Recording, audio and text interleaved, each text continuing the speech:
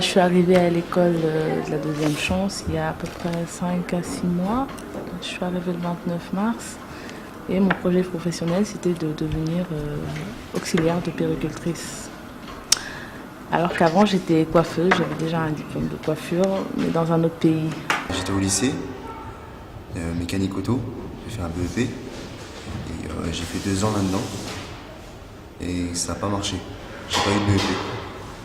En fait, j'ai préféré travailler et on va dire gagner ma vie plutôt que de rester sur le banc de l'école en fait. J'étais dans la rue quoi, je faisais rien du tout quoi. Je faisais rien de spécial, j'étais pas à l'école. J'avais l'école mais après j'ai arrêté l'école. Je faisais trop de conneries, tout ça, mais maintenant je regrette tout ce que j'ai fait. Donc voilà. Finalement, je me suis dit qu'il valait peut-être mieux reprendre le chemin des cours sans pour autant aller à l'université ou ce genre de choses. Reprendre quand même un petit... Comment dire? Retoucher un petit peu la scolarité, ne serait-ce qu'un minimum.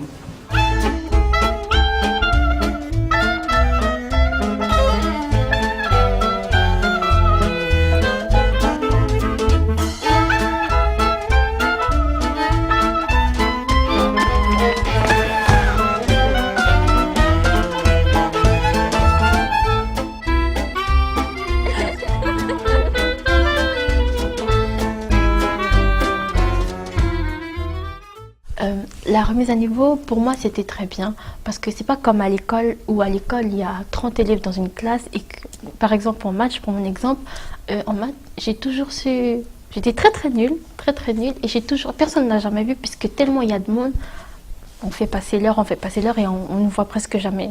Alors que là, c'est personnalisé, c'est toi et ton niveau. Donc au début, j'ai fait les tests et tout et après... à partir des résultats de mes tests, on m'a remis en addition, en multiplication et tout. Et c'était, tant que j'ai pas validé, je peux pas aller. Donc je peux pas tricher, faire toute une heure à rien faire, sinon je vais jamais passer au niveau supérieur. Ça va être chaud là. Non, sinon ça va être très facile, au contraire. Par exemple 200, comment tu peux l'écrire par rapport à ça? V, après VR. D'accord.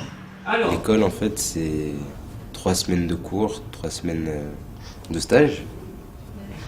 En stage, en gros, c'est du travail, comme si on travaillait. Et quand on est à l'école, en fait, c'est un peu des cours particuliers à domicile. C'est un peu le même système.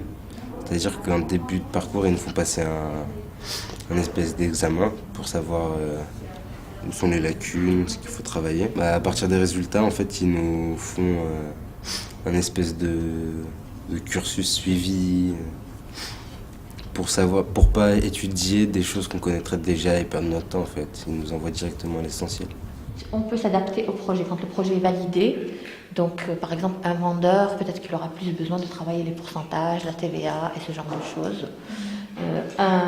Quelqu'un qui va vers le métier du bâtiment, ce sera plus du calcul des mesures, du calcul de surface.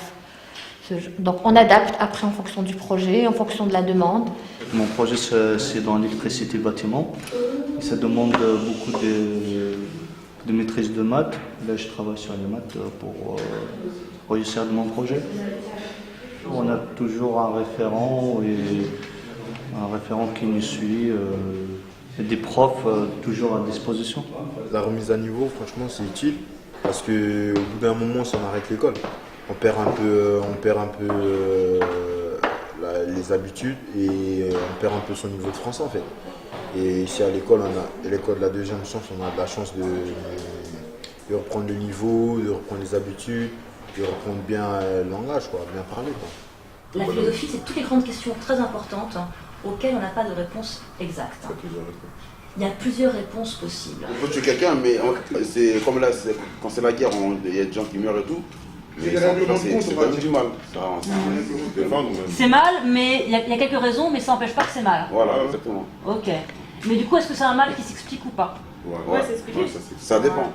Si on veut faire mal à quelqu'un, ça veut dire c'est quand une personne se demande, dans un côté elle a un ange et de l'autre côté un diable. Ça veut dire quelqu'un qui vous pousse de faire quelque chose et en même temps vous hésitez de faire cette chose. Ce qui me plaît dans Fais-le, c'est que on peut y aller loin avec le... on peut y aller loin.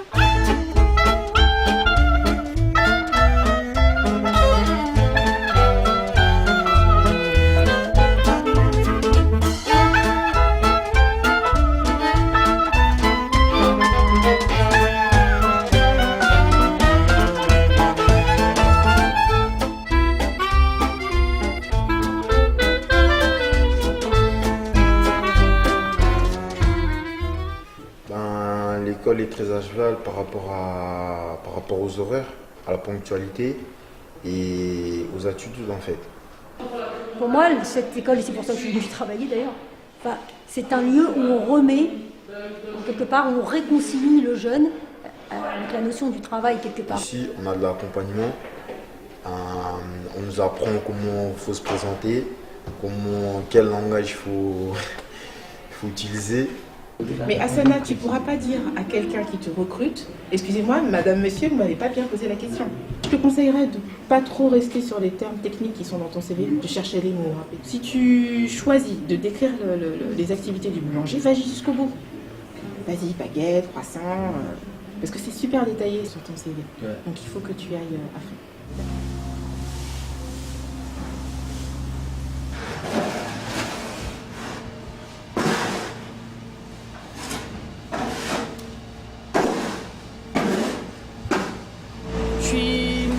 Responsable des écuries.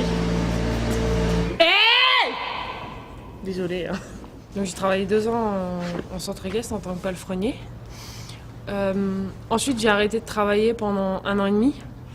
J'ai trouvé le dossier grâce à la mission locale de Romainville.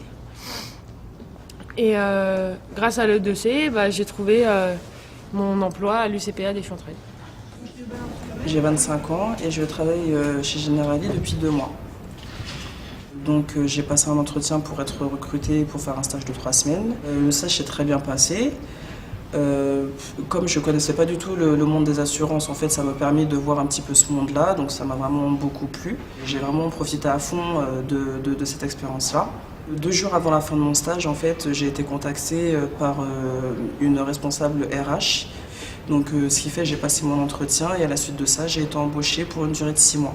Je suis facteur depuis à peu près un peu moins d'1 an.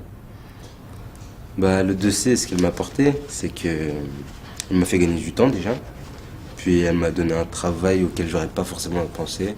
Et puis aussi, elle est rémunérée, c'est pas rien.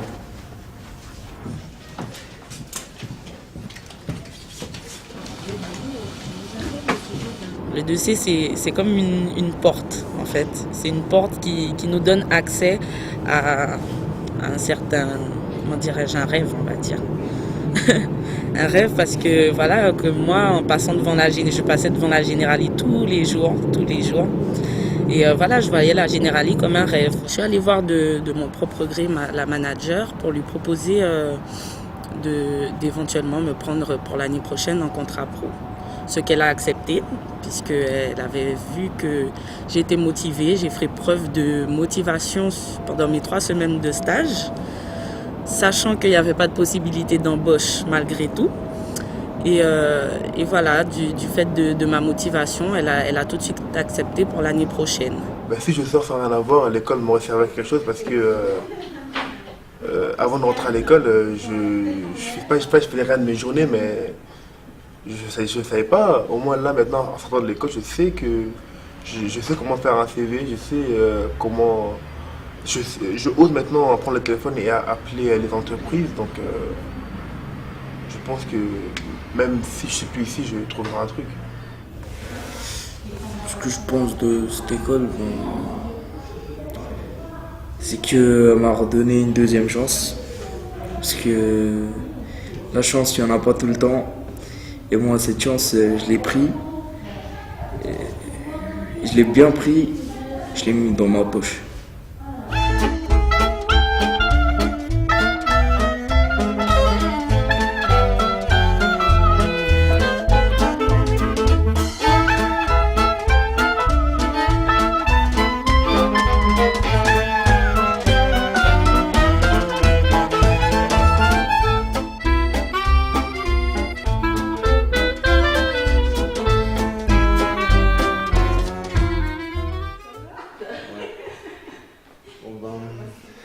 Salut quand même.